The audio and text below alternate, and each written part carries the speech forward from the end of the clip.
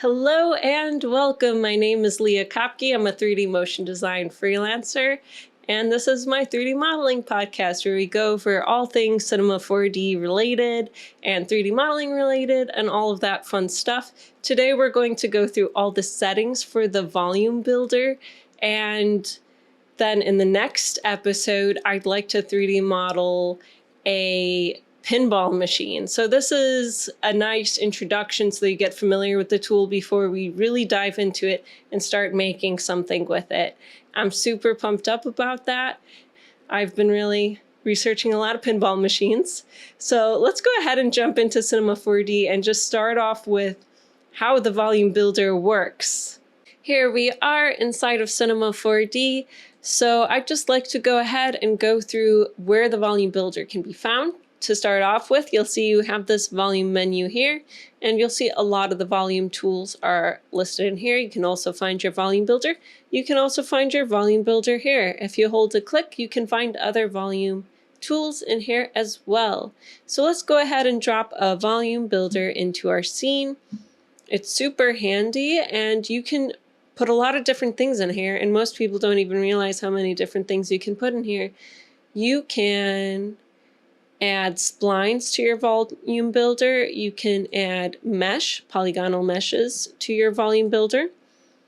So if I increase the segments on here and turn on our garage shading lines, you can see this has polygons. We can add mesh type objects in there. Primitives, we can add in a lot of different types of generators. So you could add generators in here. You could add in a pyro simulation. So I'll go ahead and right click on this sphere that I added in. I'll go down to simulation tags and I'll add in a pyro emitter. And basically if I hit play, you'll see that this is having a fire simulation. Now, if you want to learn all about pyro, I have a whole series on pyro and all of those settings and how they work, so I won't be going through all of that today, but you can check that out if you'd like to on my YouTube channel. You can also see VDBs, which are a file type that you can import into Cinema 4D that contain voxel data. You can import that into your scene and put that in the volume builder. And you can use fields inside of your volume builder, so you could add in a linear field. All kinds of great tools here that you can use. And just to talk a little bit more about the possibilities, let's go ahead and place these in here inside of the volume builder so you can see it. There's another thing you can add inside of your volume builder that we haven't talked about yet, and that can actually be found under your simulate menu. The legacy particles work best with this, so you could add in an emitter. I'll just go ahead and drop this one in here and drag it over here. If we hit play, you can see it starts emitting out these little green particles.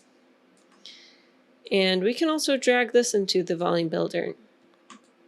And you can see that all of these have voxels. Now, it'll be a little bit harder to see the pyro simulation, although we put the pyro output in here. So a way to make it easier to visualize how this is being turned into voxels here inside the volume builder is using Control D or Command D on the Mac to instantly go to our scene settings here within our attributes manager, and in here you can go under simulation, pyro, scroll all the way down to our draw settings, which we've covered in the past, and just check off the draw pyro so that we no longer see that in the viewport.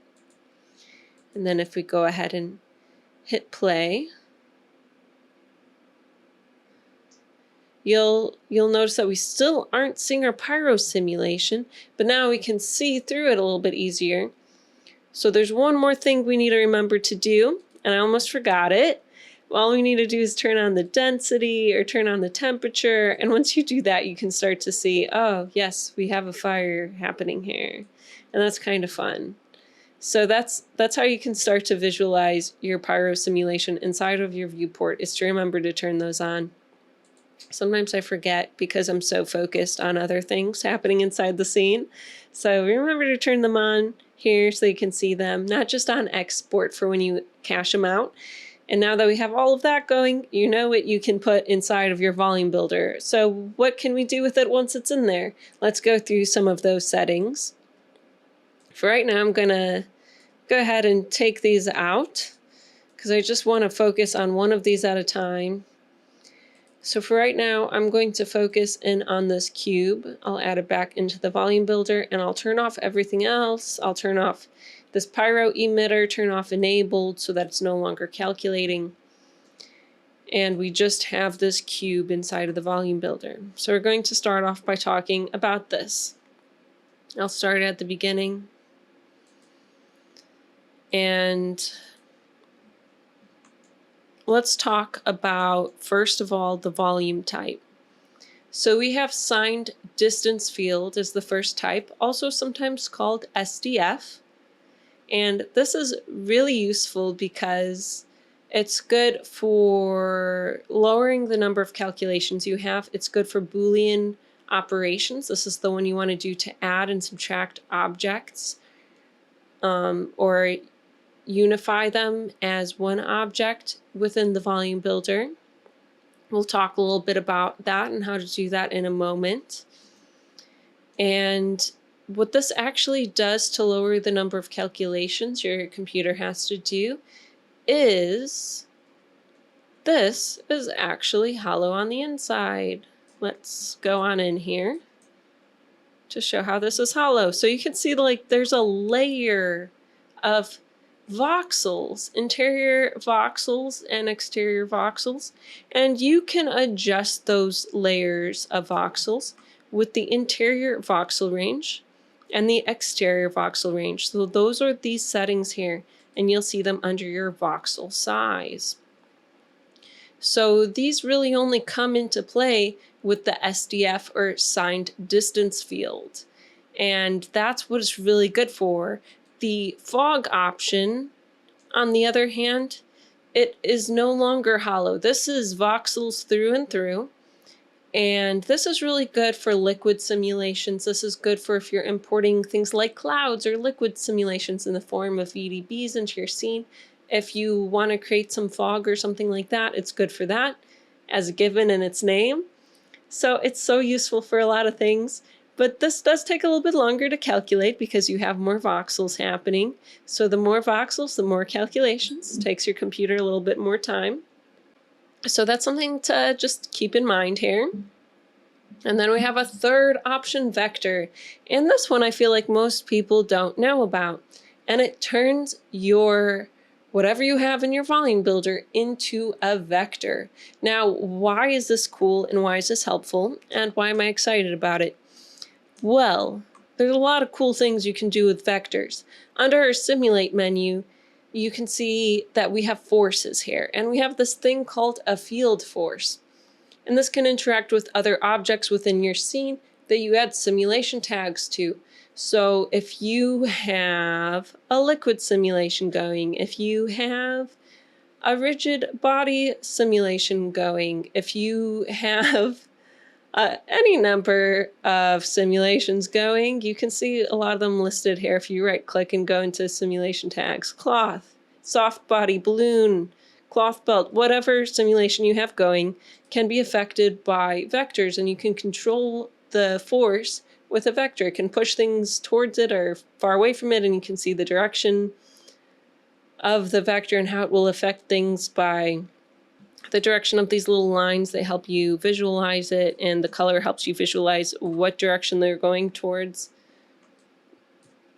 You can even do this with spline. So if I were to turn on this circle and put it inside of the volume builder, you can see, yes, we can get vectors along a spline. Basically, I just want you to know that you can put splines and meshes and all of that and use them as vectors. You can even do that with the pyro simulation. So it's a really fun tool for if you're doing simulations like that. You can push things and pull things and all of that fun stuff. And I want to talk a little bit about the signed distance field. So the signed distance field, its main benefit, as we talked about, was this Boolean blending mode thing you can do with it. Well, what is that exactly? Let's talk about that a little bit.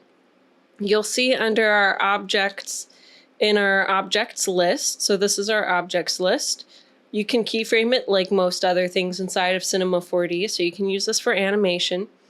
But you'll see our objects in here. We have the spline, we have the cube in here, we have everything that we put in here.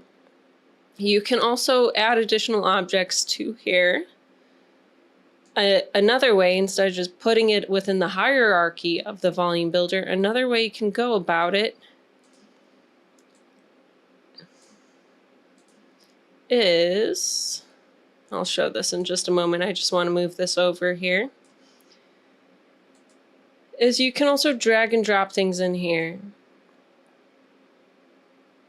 And you'll see that that changes the input type. So what is your input type? You can see that you can link an object to here, and that's when you just drag and drop it in here.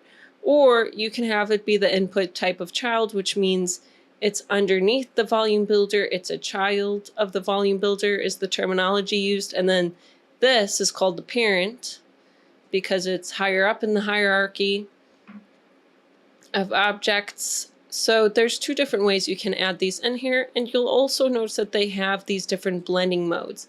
And these are really where you get into the whole idea of doing Boolean operations. So if we choose union,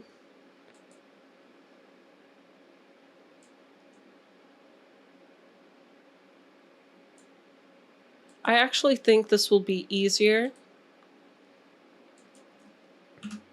if I drag and drop the sphere in here and use it that way. I just find it easier to move things around that way. I like things to be a child within the volume builder. It keeps the scene a little bit neater. I know you can link it, but I don't like that as much. So now that we have this in here, I'm going to change it to union, and you can see that this all becomes one object. And if we were to drop this volume builder into a volume mesher, it'll turn it into a mesh, and you'll see it becomes one object. Union. Now we can also choose to subtract, and you can see that we are now subtracting the sphere. We can choose to intersect, and I'll just make an object from the intersecting parts. And you'll notice that you can change the blending mode for all of these. And it calculates very similar to Photoshop layers in the sense where this is your base, and then these other objects can have further operations on top of that that are calculated after. So if I wanted to first have the cube in here, and then we're going to subtract the ring from the cube, and then we want to use the union after that, or the subtract after that, it'll be doing those operations in that order. So that's what to keep in mind. It works like Photoshop layers, the order in which it does the operations, and like how your Photoshop layers matter if you're familiar with it and the order they go in, so does the order in your objects list. So that's important to keep in mind. And so yeah, subtract subtracts it, intersect makes the intersection of the objects, union makes one mesh, and you can set these to whatever you want. Super fun. If we move down here, you'll see some more options, including here. So these are actually different types of filters. We were talking about how these are like Photoshop layers, and similar to how you can add effects on top of your Photoshop layers, you can add effects on top of your objects. Now, in another episode, I think we'll go into depth of what all of these are. You can find filters listed here. You can also find filters listed under the volume menu, Under filters, you can see that there are filters for sign distance field filters. There are filters for fog. There are filters for vectors. You have all kinds of stuff in here, and you can do that. You can also put things into a folder. So I can click on this little folder with a plus in it to add in a folder. And if I want to, I can drag and drop things in here. I can right click on it and name it whatever I want. I'll name it example. You can also cache your object. Now, if you were to cache this, it'll do a few things. It'll freeze whatever you're working on in its current state and basically cache out where those voxels are. Now, the nice thing about that is that as you're working, your computer won't have to rerun those calculations and update it every time you do something. When you cache out your voxels, they won't re-update. They will just be set in the position that they are in the way that they are. So that's the nice thing about it. So it can save you time, but also make the file bigger. So, you can decide if it's a good fit for you. So that's what this little button is here. You can relate it to caching out your pyro simulation or caching out another kind of simulation like the cloth or rigid body simulations and stuff like that, if you're familiar with those. So I like relating these settings to other tools so that it helps you remember them. Now, this override grid matrix tool is pretty cool, and most people don't realize that it's there. So let's first of all talk about what is this grid matrix and why does it matter. I'm going to pull this volume builder out of this volume measure. So you can see we have these voxels here, and these are the ones we can see. These are the ones where we could potentially render these out and such. But you'll notice that the bounding box around here goes beyond our objects. So what exactly does that mean? Well, it means that this area is basically covering more voxels. If you had an infinite number of voxels in your scene, your computer would crash. So it's actually only calculating voxels within this bounding box. Inside of Pyro, that area is called your voxel tree, and there's a whole episode on that and why that voxel tree matters, and that it adds padding to your simulation so that your fire can grow and expand. And it needs voxels that go beyond the object to do certain calculations. Now, the same is true for the volume builder. And I know we're getting into some really nerdy stuff here, so stick with me. I know it's a lot of talking, but it's important and it'll help you work more efficiently. And this does relate to calculation speed. So if you want your computer to run fast, you want to know about this grid matrix here. Okay, so you have more voxels in your scene than what you can see. And basically, you're just saying that the voxels are being used in these areas, and that's what's happening with this objects list. You can expand beyond this grid matrix. So let's just, for instance, let's just talk about the circle. So I'm going to take out these other objects. And we're just going to talk about this circle and the grid matrix inside of the volume builder. So you can see the bounding box is adjusted to just having the circle in there, the circle spline. And this grid matrix relates to the setting up here for your spline voxel range. Now, if I increase this, it will take longer to calculate. So be careful how high you increase this, but I'll increase this to 20, and you'll see when I do that, that the bounding box expands beyond what we can see. So I'm going to change this to 20, hit enter, and you can see it's much bigger. And it'll also take longer to calculate because now we have more voxels we're calculating in our scene, and it'll slow things down a little bit potentially. Or you can choose to go back to the default. So you can control that expansion of voxels around your object, including the ones you can't see in the grid matrix. Now you can also do the same thing for particles. So we were talking about the particles, so I'm going to go ahead and take out this circle for a moment, and we're going to talk about this, a similar thing about the grid matrix for the emitter. So I'm going to move the emitter over here. I'm going to put the emitter inside of the volume builder so we can see it calculate, and I'll go ahead and hit play. Okay, so we have some particles, and if I turn off the volume builder, you can see that they're green. If I turn it on, you can see that they are being turned into meshes within the volume builder, or not meshes, voxel forms.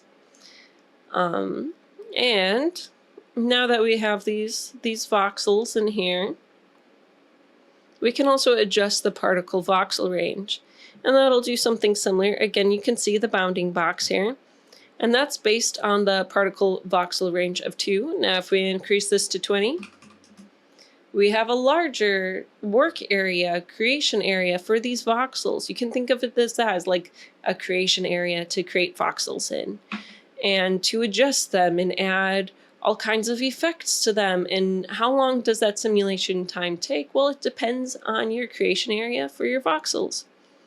And you'll also notice that this creation area expands. So it's almost like how many layers of voxels around the object do you want to have for calculations to happen? So you can see that these particles, the creation box for your voxels is expanding. Now, why does any of this matter? Well, let's talk about that here.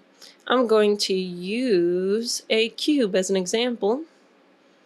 And we're going to talk about this setting here called the override grid matrix. I'm going to move this cube on over. We have this handy dandy cube. And we're actually going to go into this in greater depth. You'll be able to see this probably a little bit better if I used Rocket Lasso's plugin. I probably will, just for visualization purposes. So you might not have this on your Cinema 4D. This is a separate plugin that you have to buy from Rocket Lasso. And if you don't have it for this YouTube video, that's okay. You can still learn everything you need to know about voxels here. But it'll help you visualize the voxels, I think. So if I go into my extensions, I can go down to RKT Voxel Mesher that I got from Chris Schmidt. So huge thanks to Chris Schmidt. Now we're going to go into this in greater depth in the future, so no worries if you're like, what are you doing, Leah? But basically, the RKT Voxel Mesher, if I choose cube mode inside of here, it'll turn these into a bunch of little cubes. So you could see that we have this here, and I can change this voxel mesher to be a cloner. So I'll say convert to cloner. So right now I have all these little cubes that are cloned in here, and in here I'm going to choose to add little fillets to the cubes. I'll make them small, like 0.1 or something like that, or maybe that's too small. Let's try 0.2. See how that looks. So you can see we have all these little cubes in here.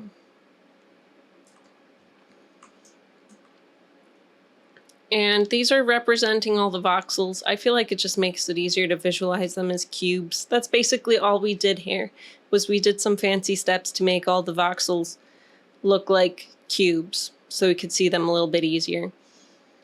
And talk about the setting inside of the volume builder. So you have this override grid matrix. If I drop in a null, which is basically just a point in space that we can move and rotate and such, and I'm going to put this null in here to override the grid matrix. So we're overriding right now the setup for the voxels and the setup for which angle they are being placed in. So if I go ahead and rotate this null, now I will be moving the actual creation space for those voxels that we were talking about earlier. So I'm going to grab this null and I'm going to rotate it, and you'll begin to see that this whole thing is that the voxels are rotating, and it's looking a little bit different because we are actually rotating the voxel grid, what's being used to calculate where those voxels are. And now since it's angled, it looks a little bit different. So I think that's pretty cool.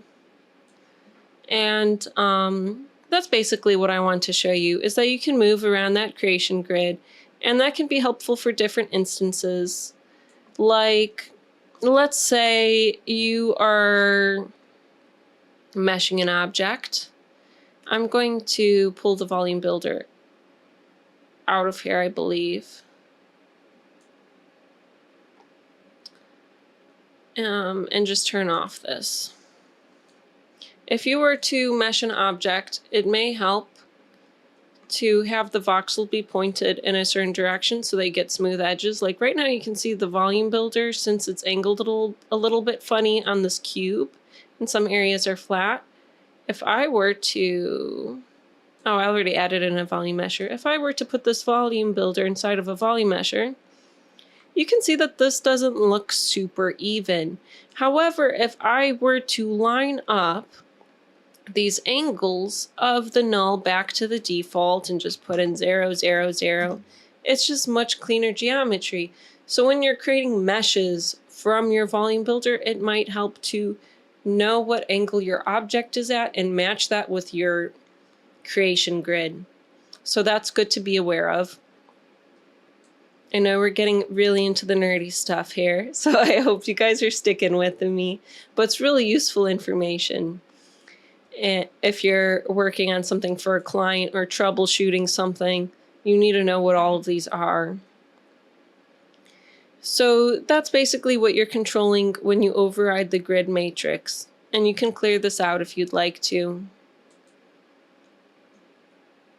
And then if you hit this downward arrow, it's just showing the options for the actual null in here that are controlling it, so you can see the object settings for the null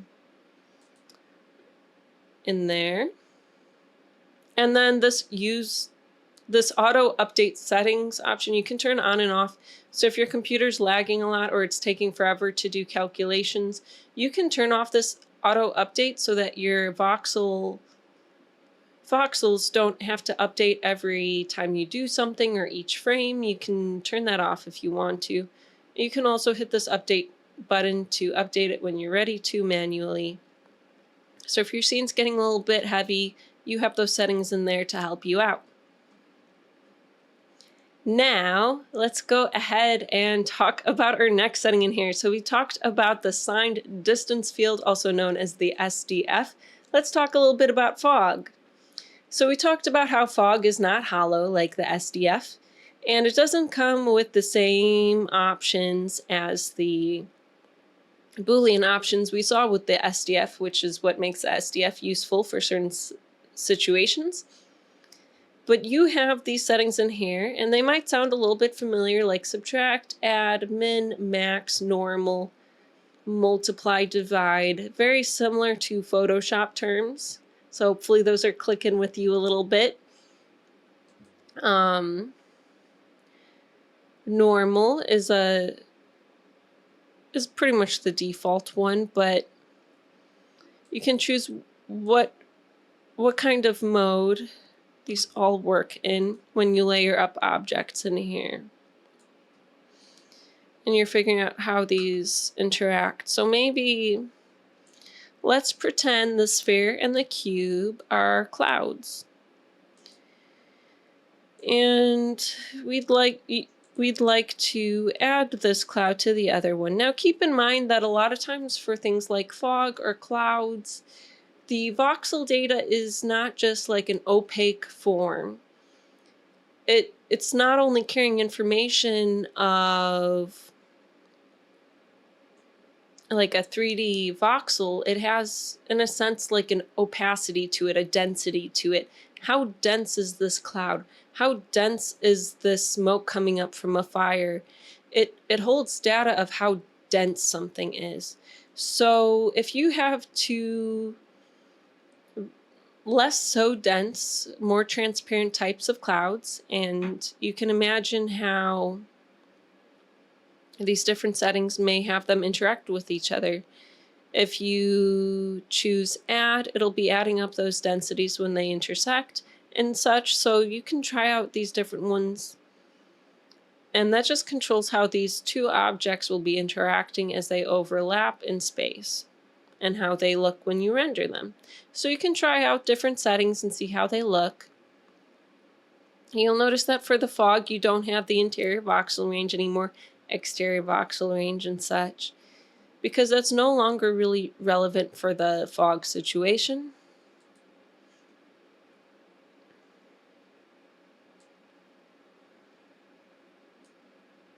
It still works with the spline.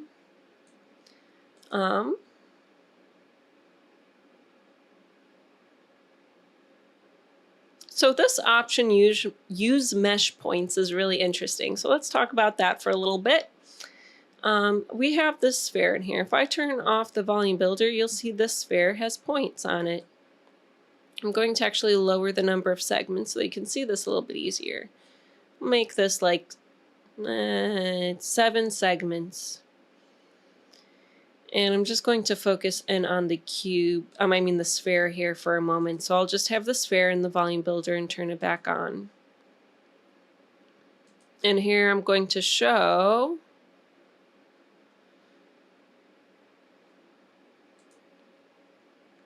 what use mesh points means. So if I turn this on, you'll see that it is now making each point have a radius around it of voxels, and you can control that radius with the mesh points radius. So you can create voxels from the surfaces as well as the points of objects. You can also turn on this option perfect primitive, and I'm going to show that with this checked off, the use mesh points.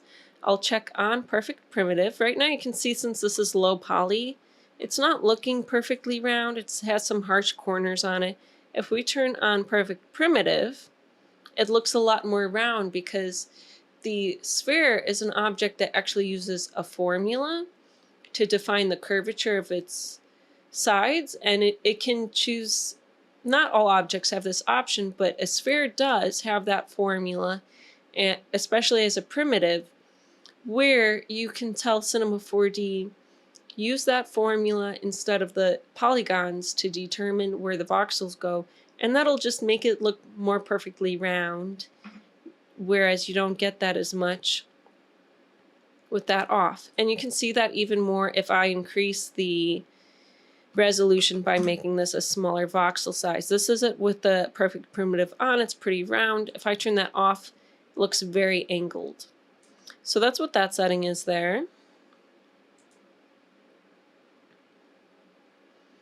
There's some more options. If you had an object that had holes in it, you could select, actually, you know what, I should just make an object with holes in it to show as an example.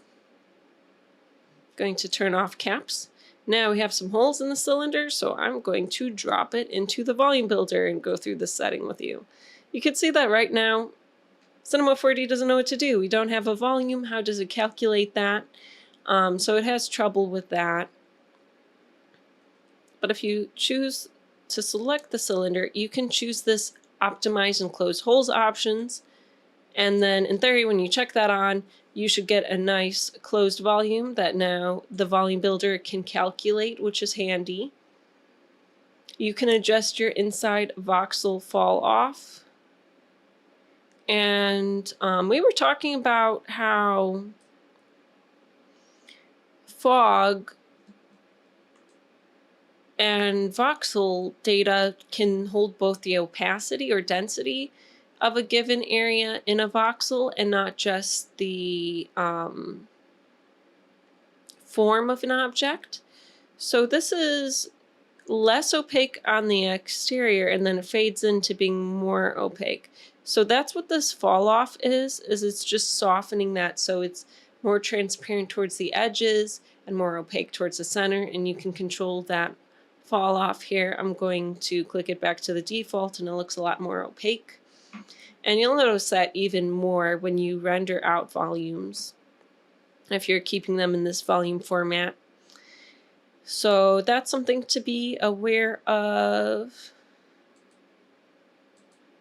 If you turn on maximum voxel fall off, it just maximizes it to its full extent, that voxel fall off up here. So you can use either one of those. So those are your settings for the fog. Let's make sure we covered everything for the vector. I can go ahead and keep this cylinder in here for now.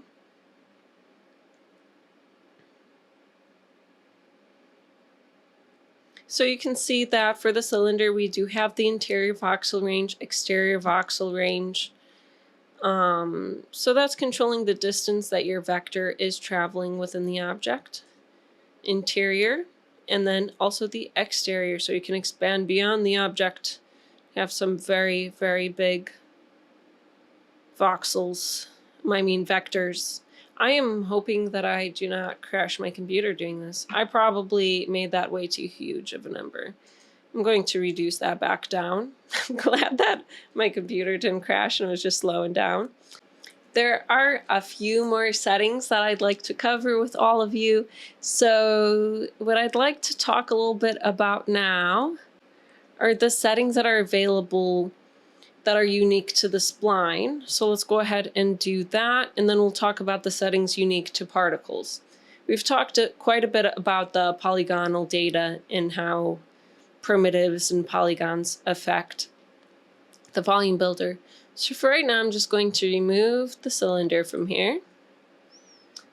And I'm just going to put this to the top. Right now we have a lot of things happening in our object manager.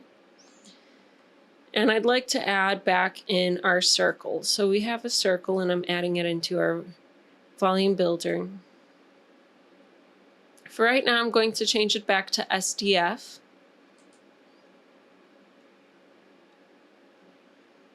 And I'm going to click on the circle. When I do that, you'll see more options that are unique to the circle. And the first one that you'll see is radius. So this is the radius, how far the voxels go around the spline. So if I increase this, you can see it increases it. If I decrease it, it makes it smaller. So you can control that. And if I make this really small, you can see that these are almost like little circles around the spline.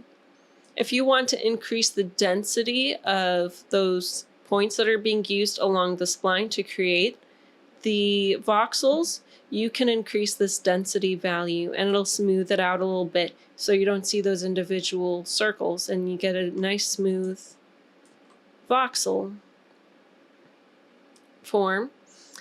I'm going to increase the radius size here a little bit because I want to show you another option. So the circle has a start and an end, like every spline. And you can scale along the spline from the start to the end of it. And you can do that using this graph here. So you can move points around and make one side skinny and the other side big. You can move these handles around to shape it even further. If you hit Control, you can add another point. You can move it up, you can move it down. You can try out all different kinds of shapes and see what they look like. I'm going to turn off the work plane for right now so that's easier for all of you to see that shape. You can load a preset from here. So if you like a shape, like let's say I like this triangle, I can go ahead and click on it. And now it looks like a moon. If you decide I've made something really cool and custom and I want to keep it forever, you can go ahead and hit Save Preset and they'll save it for you. I don't really want to save this, so I won't. you can choose to scale per segment. So if you have a spline object with multiple segments in it, you can decide to apply this to each and every segment with this button here, turning that on and off. So those are your handy dandy spline options.